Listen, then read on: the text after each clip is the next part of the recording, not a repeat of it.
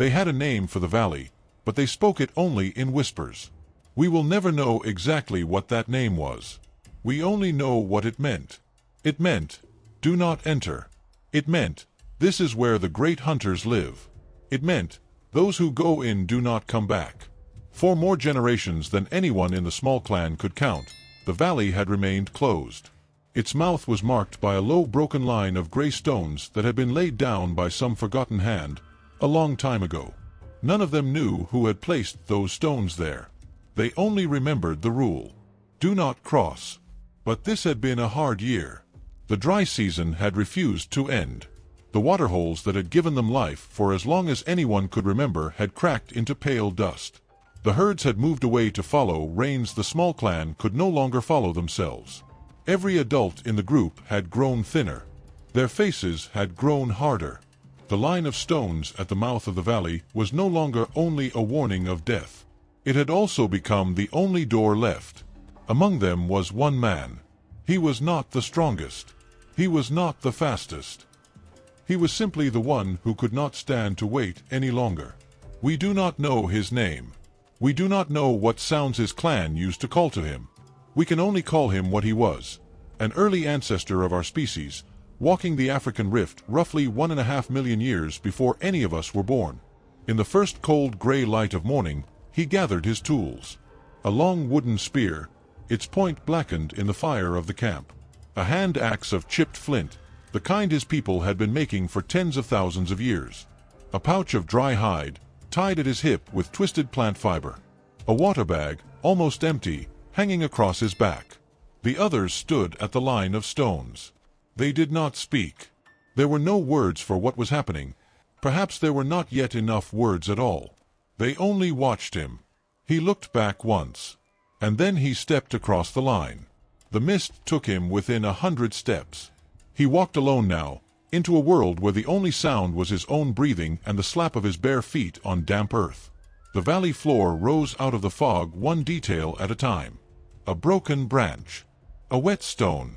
Then, the first bone. It was massive. A rib of some great creature, half buried in the red clay, taller than he was. He had seen the bones of elephants. This was not an elephant. He paused, and his hand traced the deep marks left by teeth on the surface of the bone. Whatever had killed this animal had been larger than any predator he had ever imagined. Further in, he found the footprint. It was wider than his chest, deep enough to hold both his hands and most of his forearms.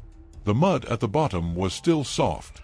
The hunter who had left it was nearby, somewhere in the mist, somewhere out of sight. He froze.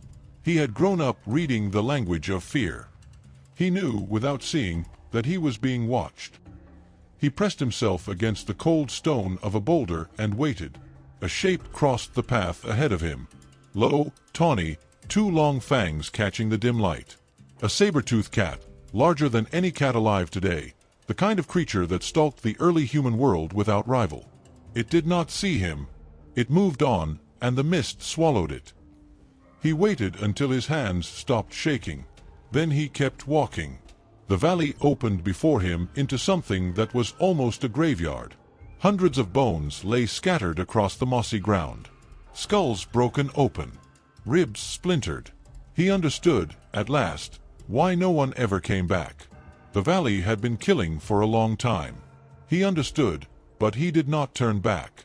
He climbed a basalt outcrop to read the land, and from the top he saw 3 other hunters moving through the mist.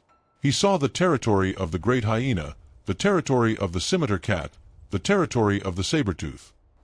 He also saw, far across the basin, the only warm point of color in the entire valley, a faint glow of light leaking through a fracture in the far cliffs. He climbed back down, and he followed it. The path led him under claw marks gouged deep into the trunks of dead trees.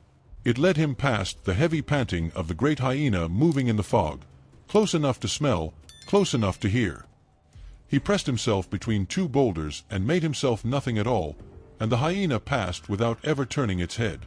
The path led him, finally, into a narrow gorge cut between 2 sheer black volcanic cliffs at the far end of the valley.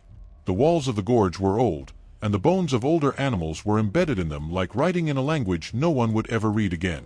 And on the floor of the gorge, scattered among the bones, He saw something he had never seen before. Stones. Smooth. Heavy. Black like still water at night.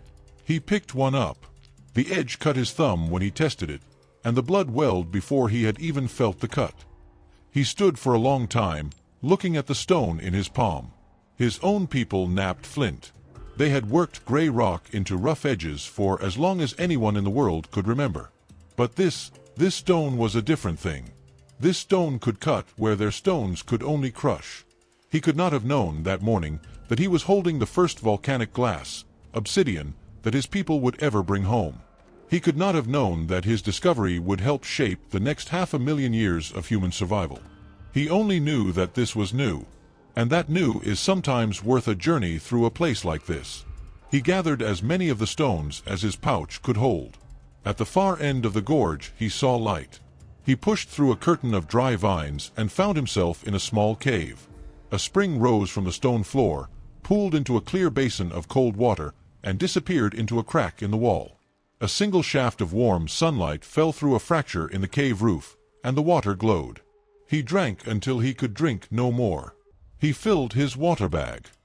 He sat, for the first time in this entire long day, and let the silence of the place settle over him. This valley was not only death. It was also water. It was also a kind of stone his people had never seen. When he finally rose to leave, the world had changed for him. He climbed back through the gorge, through the bone fields, through the mist. Once, near the entrance to the valley, the largest hunter of all came close. A scimitar-toothed cat, the size of 2 grown men, walked within 20 paces of where he stood pressed against the trunk of a fallen tree. The animal did not turn its head. It was hunting something else. He came up the slope as the sun was beginning to clear the mist. His tribe saw him before he saw them. They came down the path slowly at first, and then in a wave. They had not expected to see him again. He laid the black stones at their feet. He showed them the cuts on his hand. He pointed back into the valley. That night, the elder turned an obsidian flake in the light of the small campfire. He drew it across an old hide strap. The strap parted cleanly, easily, in a single pass that none of their old stones had ever made. Around them, the small clan looked at one another with a quiet astonishment that nothing in the rest of their lives had ever prepared them for. The valley would remain dangerous. The great hunters would still hold most of its ground. But the tribe now knew something its ancestors had not known. There was a place worth the journey. There was something on the other side of fear. And every fear that does not kill us, in the long story of our species, has always taught us something. A single man had walked into the valley that had killed his people for generations. He had walked back out, carrying water in his bag, stone in his pouch, and a kind of knowledge in his eyes that no one in his tribe had ever carried before. It is hard to know how much of who we are today began on a morning like that one. We can only stand at the edge of the valley with him, and look in, and try, for one quiet moment, to imagine.